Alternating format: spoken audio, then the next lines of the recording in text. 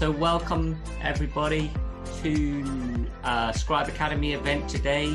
The topic is budgeting and forecasting in uncertain times for town and parish councils. My name is John Fagan. I'll be hosting you today. I'm the CEO at Scribe. So to introduce Hannah, Hannah is our head accountant. She's been with Scribe for many years. She's worked pretty much with hundreds of local councils now, all sizes, from the teeny tiny parishes to very large town councils. She's pretty much come across all kinds of scenarios. She really is our resident expert in anything related to local council accounting. So how are you doing, Hannah? Good. Got my winter cough there, everybody, so excuse me if I have a little... So you're not doing too well. Well, no, I'm okay. It's just every time this year I have my little cough to come and reside with for this season. So. Yeah, we had last year. We did have a little bit. I had to do a bit of a fill, didn't I? I think you did. Yeah, this happens to me every single year. So yeah, there we go. What can you see out your window? Anything exciting? I have got reasonable skies. There's a farm across the road, which is quite nice, and it's cloudy, but not too bad. Cool. Okay, Hannah, well, over to you. Lovely, thank you, John. I'll kill the chawns. So I'm just going to share screen. I think I've killed off your music there by doing that. Okay, hi everybody, nice to see you all. I recognise lots of names on here today, so I may have spoken to some of you on here, which is lovely to have you along. Just to say though, this isn't a Scribe specific session, so if you did want to have more of a feel for how to actually do the forecasting and the budgeting on Scribe accounts itself, this session today doesn't cover that. We're talking about it all in a much more general sense. If you did want to go over the Scribe session, we had one yesterday, so if you missed that, I think the next one is in a couple of weeks, Wednesday the 23rd, I believe, and you can sign up for that for Scribe Academy. But if you did want a copy of one of the recordings of a session we've already done on that, then if you just let us know in the chat and we can pop it over. But today we're going to have a bit more of a general chat around budgeting. Okay. And as it says there, given some consideration to sort of uncertain times, this is the fourth one I've done this season. And we've had quite a lot of ups and downs as we started. The first one I did, I think, was when the mini budget had just been announced. The second time, I think, was when Jeremy Hunt was then the Chancellor. And now we're here with Rishi, and it's all, we've gone through quite a lot through this session, and that's definitely impacted on uncertain times. So we'll give that some consideration as we talk through today. Okay then, so firstly, to think about what is budgeting. So for particularly those of you who maybe haven't done a budget before, those of you who have got that lack of confidence, maybe this is the first time you've done a budget or a council budget, and there's some sort of concerns, particularly given this is not your most typical of years to be doing a budget. So budget's a financial plan for a specific period of time. Often a year, so in terms of commercial businesses or the council, you'll be thinking about it as an annual budget for the year itself. If you've not done budgeting before, then you can just think about it. Actually, it's just thinking about what do I want or need to spend versus what have we got, the considerations that we've got. So this might be, if you thought about it on a personal level, can I afford to go on holiday next year? Can I go out for a meal this weekend? Can I buy that pair of shoes I saw versus the electricity bill I need to pay, the rent, the mortgage, whatever it may be. It's just thinking about the things I need and services in terms of the council that you need to provide, the things you want to do, the projects you might want to do versus what income, and obviously resulting in the precept. So parish councils, regardless of their size, have a statutory duty to prepare the annual budget, which is why we're all here today thinking about this process at the moment. And it must be prepared and approved before setting the precept and before the start of the financial year. So we obviously need to get that done. And all members of the council should understand the budget. So I noticed obviously at the start that this is a consideration again that we've got that's a problem. And that's something as well I want to have a bit of a theme about today, to think about the budget as an ongoing kind of monitoring process. So not just about the precept, but to think about it throughout the year and to try and involve everybody within the council to not only understand how important a budget is, but also that the numbers of yours as well. Okay, so that's just kind of a theme as we go through. So kind of touched on this a little bit, but why is budgeting important? So number one, obviously the main goal, we need the precept to be set, and that's what we're here to, but it's very easy to see that as a process of set the budget, have the precept, tick the box, we've done that. But actually, as I said, it's really important to keep thinking about the budget It allows you to think about for future projects, but it also flags up potential over or underspends that you can therefore take corrective action. If you don't review the budget regularly, you get to the end of the year and you're overspent, there's not a lot you can do about it. But if you're monitoring on a regular basis, then you can think about what impact that might have. And that might be particularly key this year, given the sharp cost rises in certain areas. It may have a stress on the budget of this year itself. So not only thinking about next year's budget, but you may need to give some consideration to the current budget and whether there is going to be an overspend by the end of the year as well. So thinking about the budgeting timetable next then. So just a rough guide really. Hopefully you've already got some meetings and deadlines and schedules in place, particularly time for you as well, because that's another consideration, lack of time. Obviously, setting the budget and the precept is an incredibly important part of council life. The precept is absolutely key, getting that right is so important. So hopefully you can make some specific time for you to dedicate to this process. But generally then, hopefully there's been some work started on the budget and thinking about different areas. Maybe if you've got departments or committees, they might be working on their different areas, or you've been putting some information together with a view that now we're in November to start getting that draft budget together. And again, given the sort of scenario that we're in, you may need to go through a few draft budgets. It may not be as clear cut as previous years where you've drafted a budget, you've gone to a meeting, it's been approved and signed off and you've achieved the goal. It may be, there may be more reason for review, discussion, redrafts, etc., given the sort of cost of living crisis and the increases in inflation effect that you may be finding. Okay. So December then, hopefully an opportunity then to review that budget and get it signed off to submit the precept in January to the billing authority, so you've got that process done, and that's the goal of what ultimately what we're trying to achieve initially. Okay, so then budgeting approaches next. So just to give a thought about excuse me, some of the budgeting approaches that you might use. I didn't want to draw on loads of terminology or budgeting information that you might get if you looked at a bog standard budgeting textbook, for example, given that a lot of the things that it would talk about wouldn't be relevant, namely the fact that a commercial business, if they came in well under budget and they had a huge profit, that would be great. Whereas in a council scenario, actually, we don't want to be massively under budget, because that means potentially that we've set the precept too high, or we haven't provided all the services we should have done. And obviously that has an implication and an impact on the area, and that's not a good thing. So actually what we're trying to achieve is a really appropriate precept at the level of achieving everything that we want to achieve. Okay, so it's kind of sort of a different scenario that we've got.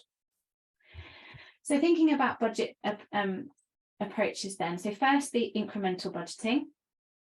This might be something that you do, but you just hadn't given it a name or thought about what you might call it previously. Okay, so this is a traditional method of budgeting based on the current year and maybe some historic data as well. And you add on a percentage or incremental amount. So if your budget is good, the current budget that you've got, you're monitoring it regularly, it's meaningful, the actuals versus the budget are in line, it's giving you appropriate variances, it's allowing you to see what's going on, then it may be completely appropriate to take that budget, add on an incremental or percentage amount, may possibly higher than what you might have previously, but at a level that you need it to be, it's working, the format is good, the structure is good, and you can just use that as a basis to move on to next year.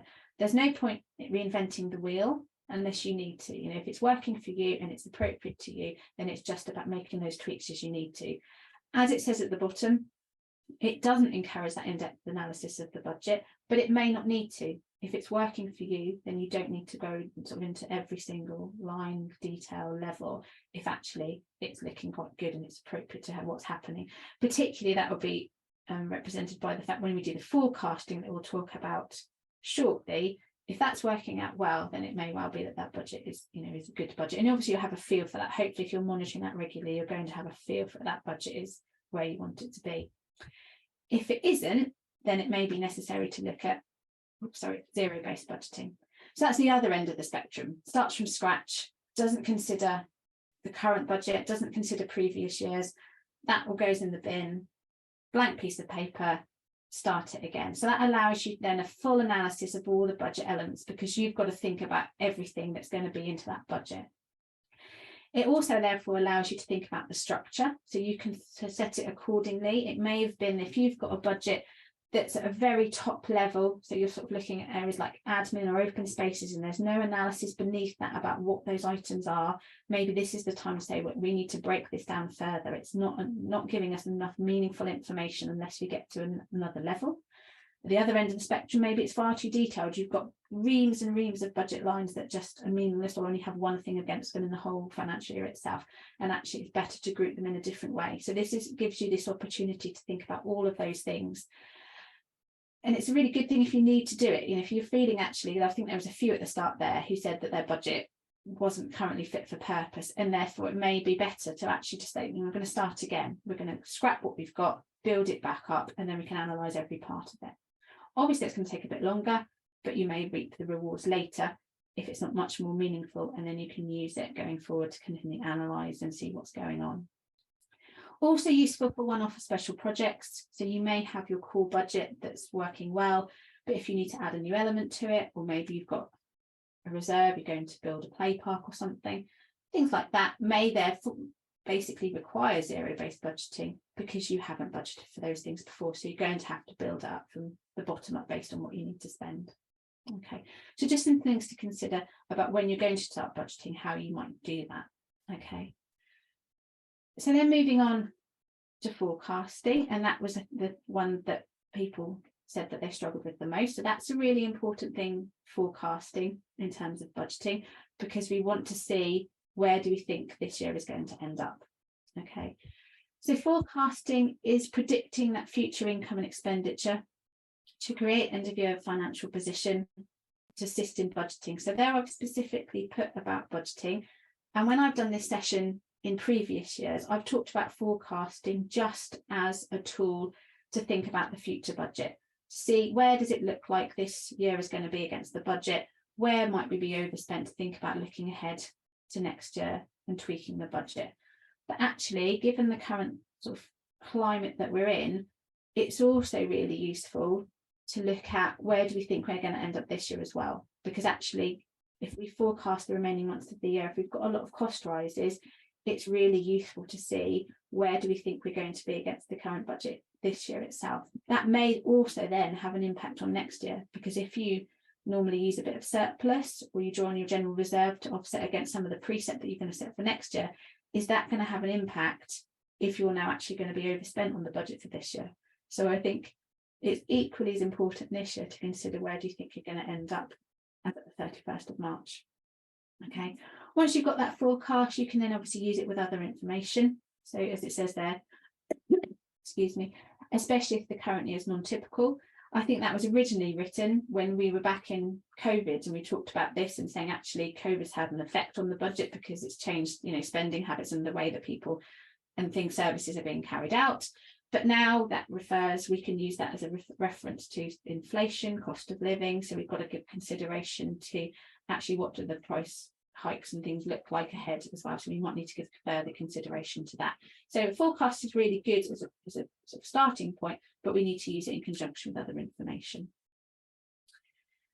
So understanding that forecasting and having a forecast is really, really helpful. And then we can think about, well, how do I actually forecast? What do I do to get one?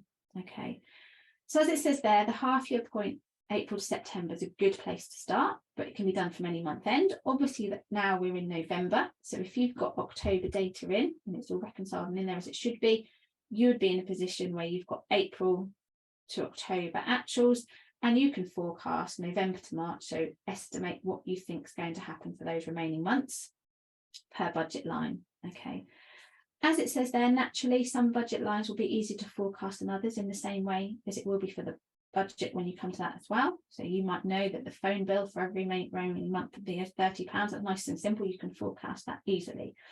Other things are going to fluctuate, or you might have to make some estimations, considerations. Obviously, it's not going to be the exact picture as at the 31st of March. If we had our crystal ball, we'd like to see exactly what it's going to look like. We can't have that, but therefore we need to forecast. So you've got to predict what you think is going to happen. Obviously, be realistic. If it's going to mean that a budget line's overspent, so be it. You need to reflect what's actually going to happen to help you understand, therefore, what you need to do next year and potentially this year as well itself.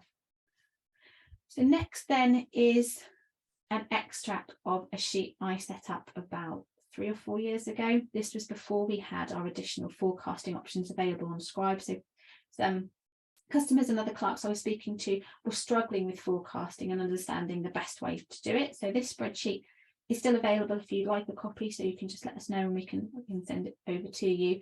But basically you can, on the left hand side are the budget sections. So it happens to be the different sort of extract of the administration, grants, maintenance, allotments, and then the codes beneath them. You can see there's a budget. So this is the annual budget against them for the current year. Then we've got, in this scenario, April to September. So our actuals, what we've had so far, we know these are the costs we've had. And then we're forecasting for the remaining months. So month by month, line by line, we're putting in a forecast for those months to result in a total. Okay, so that's our total expected end of year position. So if this forecast is correct, this is where we'd be as at 31st of March. And then the variance. So there we can see then, where does it look like we're going to be overspent? And then we can give some consideration of what that might mean for the future budget. That then allows you, if you want to as well, you can propose a new budget. You can also add some comments in there against things that maybe that you know, or reasons why you might be overspent, or things to consider for next year. Another thing that I want to kind of bring to you is that how important notes are and references and things to refer to as you go through the process, little aid memoirs as you go through to remind you of things that you need to take into consideration as you go. Okay, so forecasting might be a little bit more difficult maybe than previous years because of these additional price rises, particularly staff costs. Now I've got 2% on there, but we now know obviously that the pay increase, has gone through, which basically results in an equivalent to £1 per hour. So you'd need to forecast that higher pay rate and also any back pay. So give that some consideration as well, that therefore may push you over budget. But you need to be as realistic as possible, as I said, to give you that feel for what's going to happen. Okay, but that's a good starting point there. And this is just a similar extract from Scribe. So now the Scribe will also do this for you. You put the information in, and obviously it will give you something in a similar vein, as you can see there, that's allowing you there to forecast, which is, again, is a useful thing, and something to think about that you can do on a continuous basis as well. Although we're thinking about forecasting now at this point to have something to help us with our budgeting, you may find as you go through these remaining months, you want to continually forecast. You want to update it as you get another month's actuals and other things change and you know more about it, because then it allows you to keep thinking about where do we think we're going to be at the end of the year. And that's something that you'll probably want to be discussing as you go through your council meetings, to think about where do we look like we're going to end up. So it's a good idea to continually forecast, even once you've done this initial one that you might be using fundamentally for the budget for next year as well. So then we can think about the budget process itself. Okay, so as it says there, we're going to use our current year forecast, other relevant data. So that might be things we know. We may know certain costs that we've got to budget for. So that's nice and simple. We may have other information that we want to refer to, previous years, other bits of information about predictions, etc., that we want to look at. As we then go through the budget process, we need to consider first expenditure, because that's going to be the large part of the budget and what we're basing this calculation on, to think what the precept we require. Okay, so we need to look at expenditure. We also need to give consideration to other income. So if you are a council who has other sources of income besides the precept, then you need to think obviously about what they are, what they're likely to result in, that will therefore have an effect. And also we need to think about contingencies and reserves as well.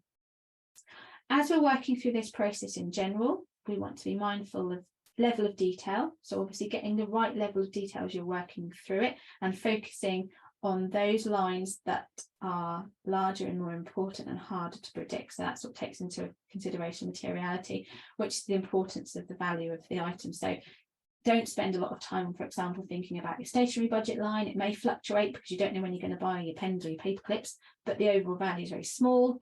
But you might have a very large maintenance budget, which again is hard to predict because it's reactive. You can't tell when something's necessarily going to break or need fixing or whatever it may be. So you're going to need to give more consideration to those lines that are harder to predict. And again, as I said about notes and records of items, if you do make some difficult decisions or some estimations and assumptions, keep records of those as you go. It's really useful to have it to refer to when you then get to April and start thinking about the budget that you've set now. And again, we're going to think about the cost of living crisis, because that may have an impact on costs that you put into the budget, and also a consideration maybe about the precept that you want to set, given the impact of your parishioners. So then starting with expenditure, okay, so we can break it down firstly into fixed costs, so or indirect costs, overheads, costs that are generally easy to predict because they're less likely to change. So things like the phone bill, the staff costs, easier generally to put in the budget because hopefully you know what they're going to be. Some will simply be known if you're in the renewal price of something, or we're locked into a 3-year deal for insurance or subscriptions, etc., and you've got a value for them. Obviously they're nice and simple. That's a figure in the budget, you know what that is. Others can have that percentage uplift applied. It may be a question about what percentage uplift do we use, and things that may have been easier, such as electricity, direct debits, or whatever it may be. Obviously you need a bit more of consideration, but these tend to be the easy things to deal with in the budget because they're fairly static and they happen regularly. Okay. Then you've got your reactive or variable costs. So these are the ones that are hard to predict, such as I mentioned just now, maintenance, things that are related are reactive. So it might be trees, for example. You just don't necessarily might have some planned tree works, but if there's a storm and a tree blows down, that's going to have an impact. So you've got to give consideration, and that's going to have to be based on some assumptions, some estimations. It's not going to be exact. It's going to be hard to predict, and that's true of lots of the budget. It's never going to be perfect, but you need to be sort of clear and committed to that consideration of the assumptions that you've made to get to those budget line figures. Also, you may need to think about codes that have a relationship with other codes as well, other parts of the budget. So if, for example, you hire out your hall and you're going to set an income level for what you expect in terms of hires, does that therefore have an impact on other cost areas that if you think actually next year we're going to hire out the hall more, do we therefore need to put up the cost of energy because we might be heating it and lighting it more often? Is there the cost of cleaning it? Do we need to pay the caretaker more because he's going to be unlocking it, locking it back up again? So think about those relationships as well. So if I'm going to do this, does that have an impact on this cost, for example? Or if we're going to maybe replace the boiler, for example, can we put the maintenance cost down because hopefully that won't then need things that have relationships that you need to consider as you're working through the budget. Generally this tends to be a bit of a smaller proportion of the budget, but can often take longer because there's more considerations and things to think about as you're working through it. Moving on then, now we can think about income. So this is additional income. So if you're in a council where you have other sources of income, so not just the Precept and all the bits of sundry income, bank and other sources, cemeteries, allotments, venues that you hire out, you need to give some consideration about how much income you expect to gain from those additional sources. So again, you can kind of break it down into easier to budget for income, so guaranteed rent. So if you rent something out on an annual basis, that's nice and straightforward, you know what that income's going to be. And then you're going to have other maybe harder to predict income sources. So if it's like venue hire, thinks about, are they likely to continue? So another consideration, that was something that we talked about in terms of COVID, obviously that had an impact on venue hire. And then again, is there a consideration about cost of living? Are people still going to want to go to events, hire out venues, etc.? Is that going to have an impact on that income? Do you need to think about your rates and fees? There's sort of two sides to the story there. It may cost you more to be providing the venue because of the energy price rises. So do you want to put the rate up versus the cost of living is impacting everybody? So do you not want to do that because it might then price people from wanting to hire the venue? So there's some considerations again there about how that might have an impact on the income. And then obviously you need to then estimate that income from these uncertain sources. So things like your cemetery, your venues, etc., and give consideration to what level and amount of income that you're going to get from them. Okay.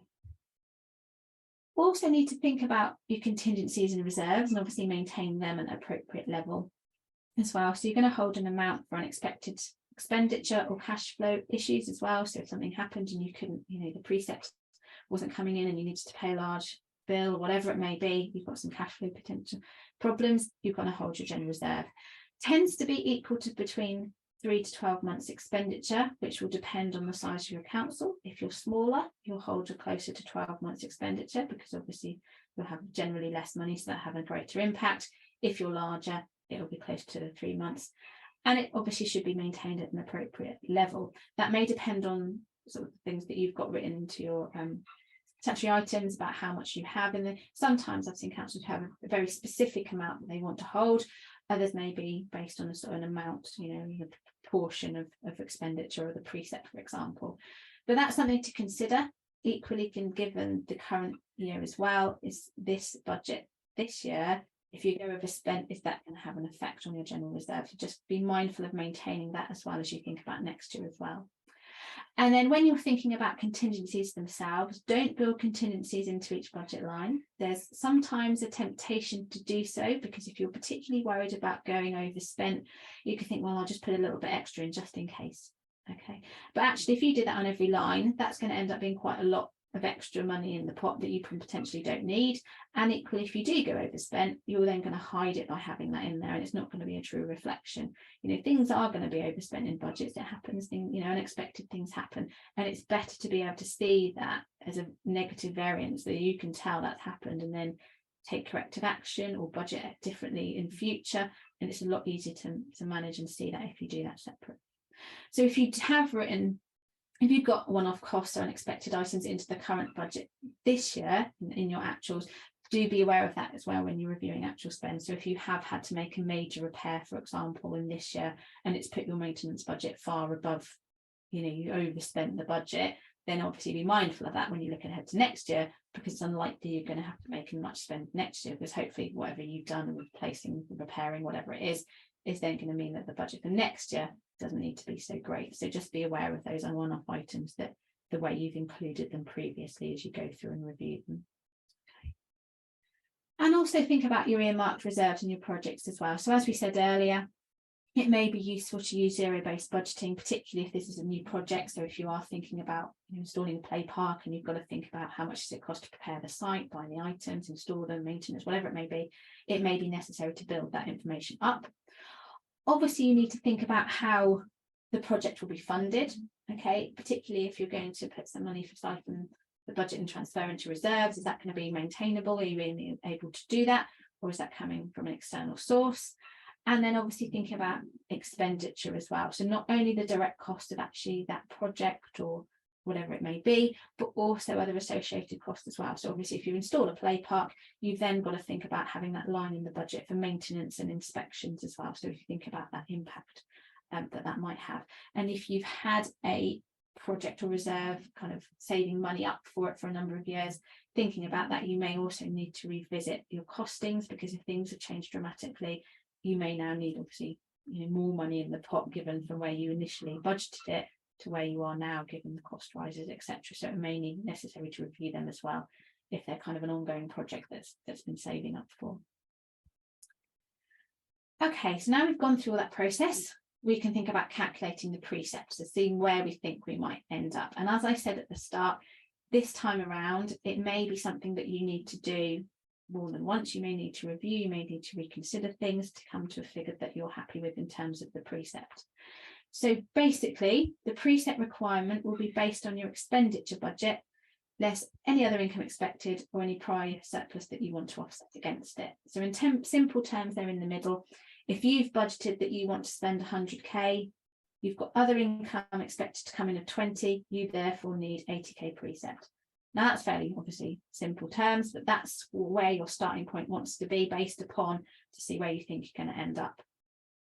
When you've got that overall figure, you can also check the calculation based on the bandy equivalent properties. So your billing authority should give you the information of how many bandy equivalent properties are in your area, and you would divide out that proposed precept by that number of properties to see what it is per household.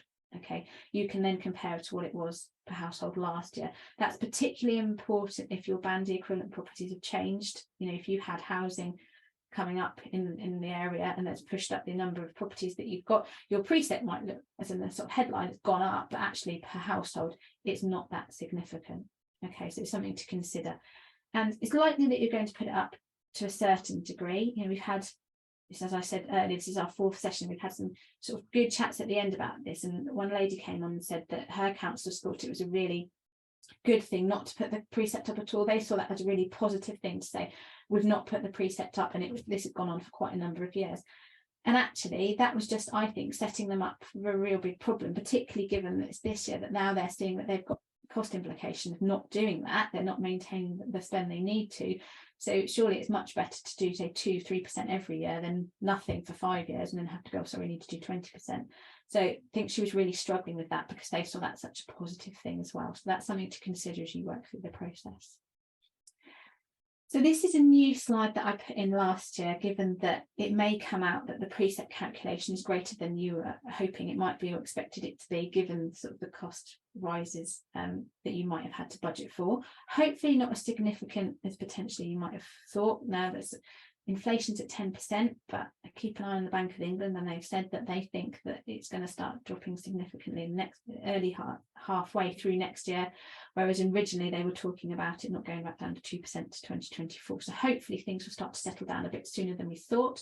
So it might not have as such an impact as maybe that we did when we first talked about this in September and inflation was going crazy and the market has crashed and everyone was very worried about everything. Things are starting to settle down a little bit. But if you have got to that calculation and the Precept is a lot higher and you may not be comfortable with that, there's some things you can obviously consider. Do you need to go back to the budget and say that this expenditure budget is too high? We need to make some cost savings. It's, we don't need it to be this level. Or do we then potentially need to defer some projects or some planned spend and actually reduce the expenditure budget on that basis? Or can we offset the Precept further by our budget surplus or reserves? Can we draw down from our general reserves or reserves to use some of that money to offset against the Precept that we need? Or actually, is this Precept that we've calculated, is the amount that we need to put it up to, is it justifiable and needed? So as I was talking about there, it might be to say, actually, we haven't put the Precept up. The services that we provide have increased, we need to do so. And if you find yourself in that scenario, then it may be required, but it's always best to try and work it out per household. And then maybe when we've talked about this before, people have said, actually gone and worked it out per week, the cost to people, so that I can say to them, it's costing you, £1 a week, to give it in those sort of terms to help explain it. And always to communicate with your residents so they fully understand, the reasons why, the additional services that you provide, the things you're planning ahead for, etc., and what the impact is to them as well. So there's some considerations there as you calculate that. So going back then to the first option, if you've worked it out and think actually we need to pull the expenditure budget back, we need to try and reduce it, then just wanted to put a slide in about ways that you might want to do that. Some of this feels like a little bit of a drop in the ocean, and I think that's true for everybody, probably you at home as well. You're all thinking about how can I reduce costs, etc. I'm obsessed with turning lights off. We haven't had the heating on particularly very much at the moment, and it's all, I think, probably of everybody, things you're thinking about all the time.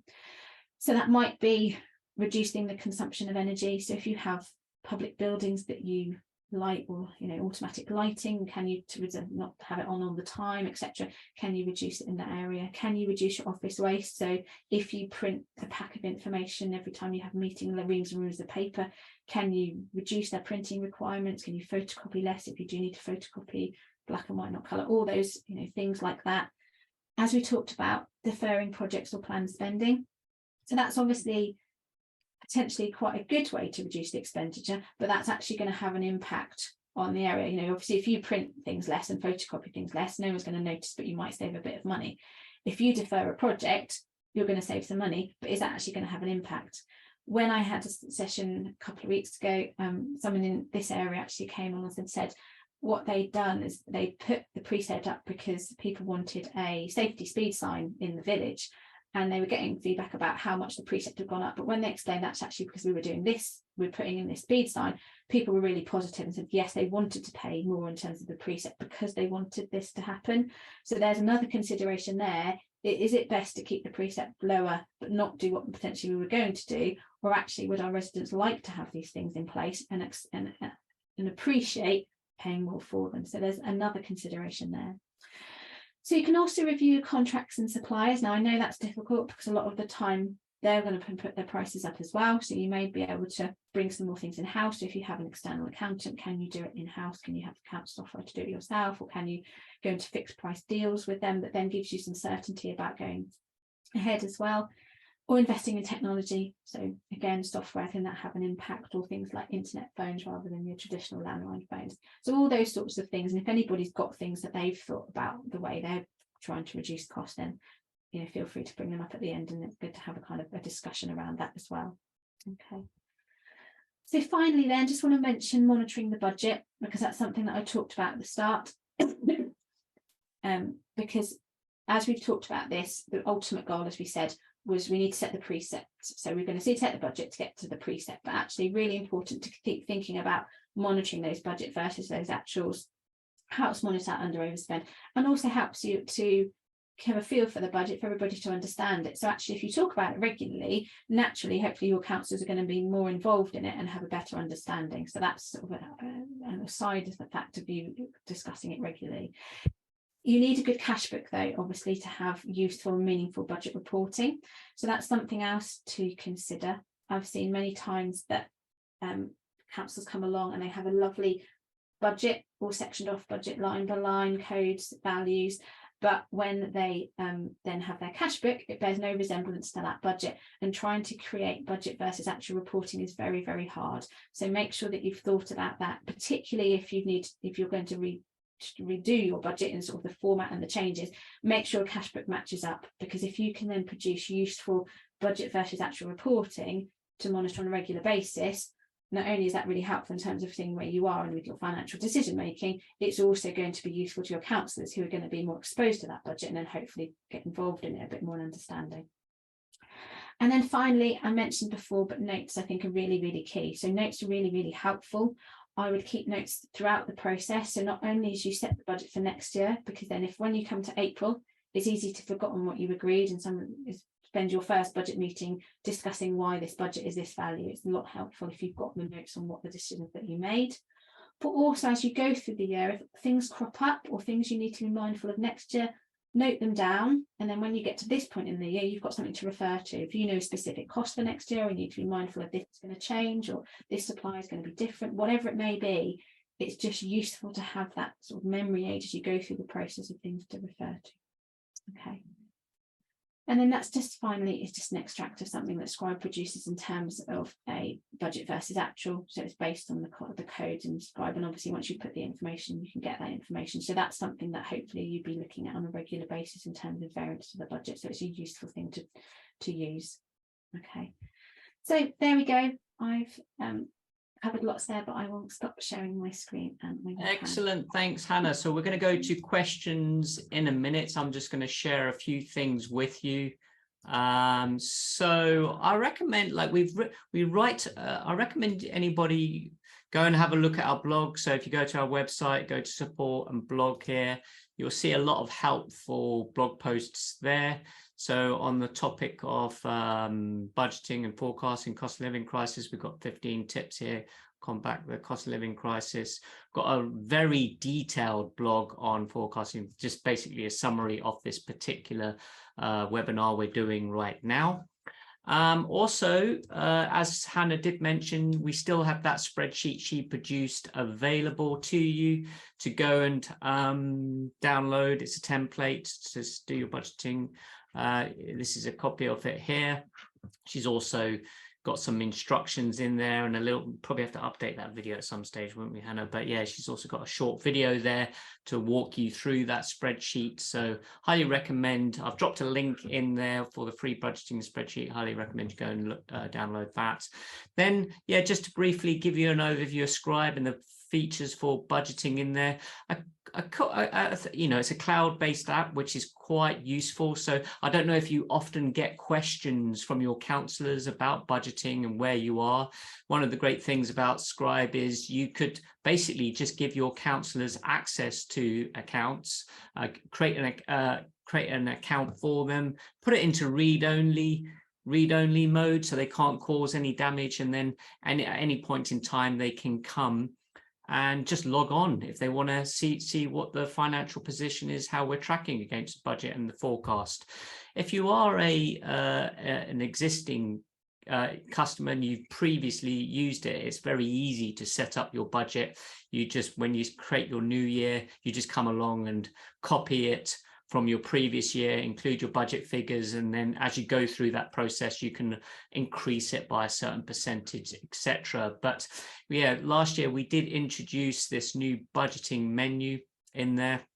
So if you aren't able to copy from previous year, you can actually, one of the things, just set it up so you can go in and add all your budget for your receipts and payments against each cost code, and then you can decide how you want to spread that that budget. If you want to spread it monthly or quarterly, or you can actually customize that and change the value per a month, and then you can also put in what your forecasting type is. So once you've set up all your cost codes and your budget and how you're going to forecast, then you just come in and you do your regular day-to-day admin, adding your receipts, so your payments, adding your receipts as shown there. It's very easy to do, and then doing your recording your receipts and payments against those cost centers and cost codes, doing all your bank reconciliation.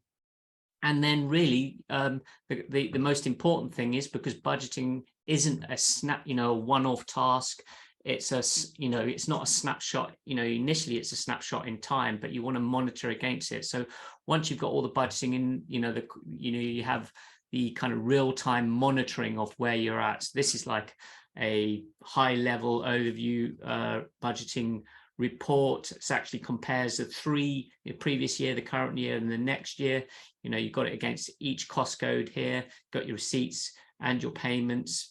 Can break down into cost center and cost codes into more detail there. It's quite a simple report to read that you could take, you could print and share with your councillors and take it to meeting. But as Hannah said, you should probably think about not printing right now. So if you just wanted to share it with some of your councillors, you just click on the share link and then click on the email, pop up your email client, and then you can just put email it right through, and they can just read it directly from that. So there's loads of other reports I'm not going to show you. I'll show you like a monthly report here. You get more detailed monthly breakdown on your cost centers and cost codes.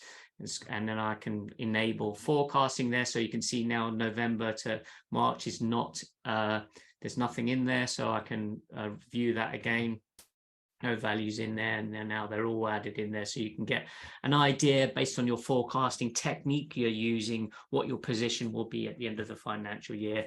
And then again, it's very easy to share. So so that's kind of a quick overview of Scribe. Also got some other things to share. Highly recommend you join the Clerks Corner, which is a great community of 1,500 RFOs and clerks that are always asking questions and supporting each other. Highly recommend you join that. I'll share a link on that. So we're going to go over to questions now. It's always good to actually ask people to ask the question. So if you've got a question, get ready to put your camera on and turn your mic on. I'm going to call out people. So we had the first question was Peter Sharman. Are you there, Peter? You had a question. Yes, I am. Can you hear me? We can hear you. Right, okay. Nice profile pic. Yeah. I inherited a small council that had, a bit like Hannah's example, had been sort of eating into the general reserves over a number of years. And when I inherited it, it got a bit skint. Yeah.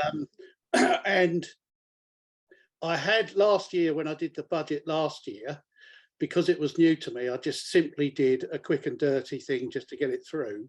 And throughout this year, I've been talking to councillors about what they really need to do with regard to the budget. And it turns out that they really need to do a significant rise in Precept next year if they're going to recover the situation. I had intended to do it over a number of years to sort of reduce the shock on the parishioners, but given that there is some concern that the Chancellor might put a cap on precepts, I had considered doing it in one big massive lump in January, February, March, just to get us back to a position where we could actually do something, because at the moment, because we'd under budgeted, in effect, we can't do much because we don't have any money. Yeah. So we're just existing, if you see what I mean. So the question is, do you think the Chancellor is likely to put a cap on the Precept? because I don't want to risk not putting the precept up in January and then having a cap the following year if I can't put the precept up by more than, I don't know, 5% or whatever he dictates. Any thoughts on that?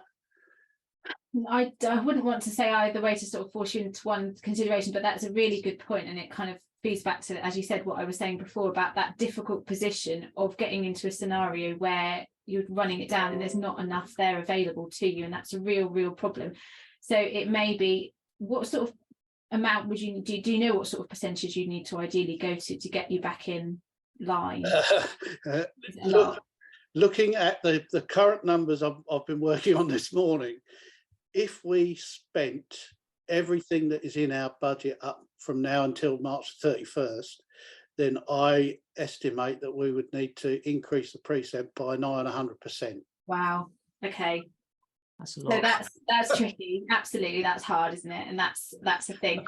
And I think on that basis, it's going to have to be quite a significant increase. Whether I think 100%, it might be a bit extreme, but I think it's going to have to be a sort of communication exercise of, this is what's happened. I think if our only other source of income in our small parish is burial ground income, and I hate to say this, but if we do get a couple of burials between now and March, and we reduce costs as much as possible, again, in my best case scenario spreadsheet, it's still going to be a precept increase of about 50%, which, given that, as you said earlier on, because we're a small parish, in cost per week terms, it's going up from £1 to £1.50 or something like that. So, yeah, so when you put it like that, it doesn't sound, and I think that's the important thing, that if you did a headline of we're going to put the precept up 50%, it's like, oh my goodness, that's crazy. Yeah. But if it's £1 to £1.50, then that sounds suddenly, that's acceptable. And having spoke to my chairman this morning, I'm sort of already preparing, key messages that he needs to put out. Yeah. I think that's the key, isn't it? The communication and actually explaining it in the terms that people understand. See, it's £1 to £1.50 because of these problems. We need to be able to do the services, and I think most people would say yes. Okay, on that basis, we need to accept it, and I think that's cool. Thank you, Peter. You had. Are you happy now? Yes, that's lovely. I was just really looking for confirmation that I wasn't barking up the wrong tree, if you see what I mean. Yeah, no worries. Okay, Peter. Jake May. Are you there, Jake? I am actually. I was just responding to Peter. In my personal opinion about capping of precepts is that it just isn't viable for parishes because their relative size. So just for instance, if a parish needs £1,000 increase on its precept, and then to poll its residents to ask if they want to pay for that £1,000 will cost them another £500, say, they now have to put in a precept increase of £1,500. So it just doesn't work. It's just my personal opinion. Yeah, thanks. You also had a question, didn't you? Oh, no, that was your statement. Yeah, that was your statement. All right, yeah, great. Thanks, Jake. Lydia? Hi, everyone. So a little, as was mentioned in the slides, we obviously go through the budget. We normally, work out items that we've got an exact figure for, but there's some that we put a percentage increase, which we usually base on inflation. Obviously, with inflation being so high at the moment, it doesn't seem appropriate. So at the moment, I've put as a starting percentage 5%. I'm just wondering whether that seems reasonable, or if you've got any other thoughts on it, really. I think that's a good point, and that's something I mentioned, that it's not as straightforward as what you might have done normally. And at the moment we're 10%, which, as we said, hopefully is not going to be 10%. So actually the pain point, I think, is at the moment and probably the end of this year. So you're probably going to find the hardest thing in many ways, and actually may possibly managing the budget, this current year budget, to the end of the year. So next year, hopefully it will settle down. They talk about it going back down again. So I think 5% is probably a good starting point. And then, as I said, it may be a good idea to do that and then see what that looks like. And then if it gives you a feel for where that might end up, you may need to make some tweaks, but it sounds like a good starting point just to get a feel for how it might look. Lovely, thank you very much. Rachel, and then we'll be going on to Sally. So Rachel Graham. Hi, so my question was VAT as an income. obviously, but and we can VAT reclaim under VAT 126. Yeah. But the question is about how we manage that as an income, because obviously it's related to your spend, and Yeah. it's not a consistent, it's not a given that you'll get, say, £1,000 back every year. Yeah, so generally when you budget, you would exclude VAT. So VAT wouldn't be in your payments, and therefore you wouldn't include it in your income, because actually if you get VAT back, it's because you paid it out. So if you include VAT as an income line in your budget, then you ought to include it in your payments line. So generally work on a net basis, and you don't see it as income, it's just redressing the VAT being excluded from your payments. Thank you. I've asked that question to myself for several years. Cheers. Super, lovely. Sally, over to you. Yeah, mine's more of a technical question about Scribe. Is that all right?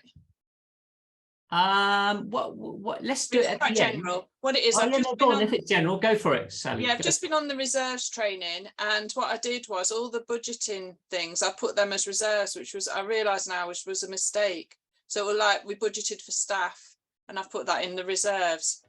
But I'm going to go on the budgeting training, which I thought this was. But anyway, so can I delete all that and start again with the budgeting?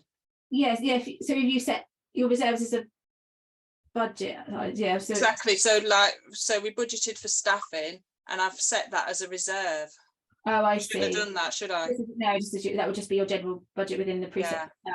Yeah, but you can reset that. That's absolutely fine. And if you want, I can pop you over the record because it's the next one on the Scribe specifics in 2 weeks. So if you'd like a copy of recording so you can watch it whenever, then Right. Yeah, I'll do that, and then you can. Thank you.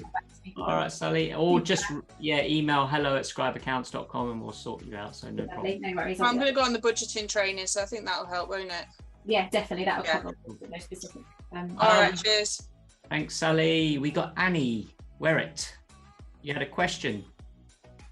Yeah, so we're in the fortunate position, I suppose, of actually having too much in reserves, which has been, it's a situation I inherited, but I'm not quite sure how to deal with it from a budgeting point of view, because the budgeting's just been kind of rolling on, and I have updated it, but I need to get those reserves down, really. So when we still got a lot in reserves, are they specific reserves? Are they earmarked? Or was it just? Some of them are earmarked. How scientifically they're earmarked, I would question. But it's like 3 or 4 times the annual income. Yeah, so that's a problem, and there's something that would flag up at the end of the year. You'd obviously have to answer that question. If it's earmarked or held for specific purposes, then that's absolutely fine. So I would suggest that you potentially try and find some projects that you can feed it into.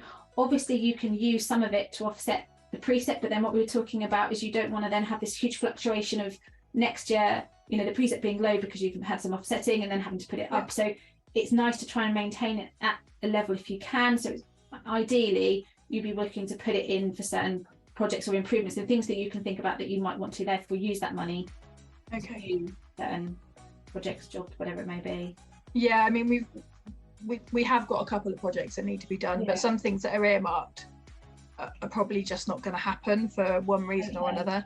So so we could probably reduce the Precept or at least keep it at so on that basis then you could so you've got therefore the option to reduce the Precept, it just being mindful of the large fluctuations, and obviously if you use it for the next few years to do that, what happens then when that surplus has been used up? And so it's just about that going forward, but it may be that you can use it for that purpose. Okay, so it's okay just to add it in on that basis. That's great, thank you. Yeah, you can just offset it to it, so you just reduce the Precept by the amount that you want to offset it with. That was all right, perfect. Thank you for your help. Thank you. Thanks, Annie. So that's a wrap. We're in season 3 of Scribe Academy right now, so we've had some really good, you've had budgeting, management of memorials and budgeting again. Next up will be Fiona Anthony, managing conflicts and code of conduct breaches. Then grant writing and funding. This is probably, I recommend everyone have a sign up for, particularly for the grant writing and funding, finding other sources of generating income outside your Precept. Mike's very good. He's a complete expert in grant funding. And then I haven't written this talk yet, but I'm going to attempt to guide you, everyone, on how to clerk smarter, not harder. So can we all show our appreciation for Hannah? What should we do? Shall we clap or something, or wave? Everyone wave. Thank you, Hannah. Really appreciate giving up your time. Great to see you all waving there. So have a really good day, everybody. Good luck with your budgeting, and hopefully, it's a really challenging time. Hopefully today, we've done, Hannah's done a little bit to kind of improve your confidence and make it a less stressful experience. Yeah, take it easy. Enjoy. Thank you, Hannah.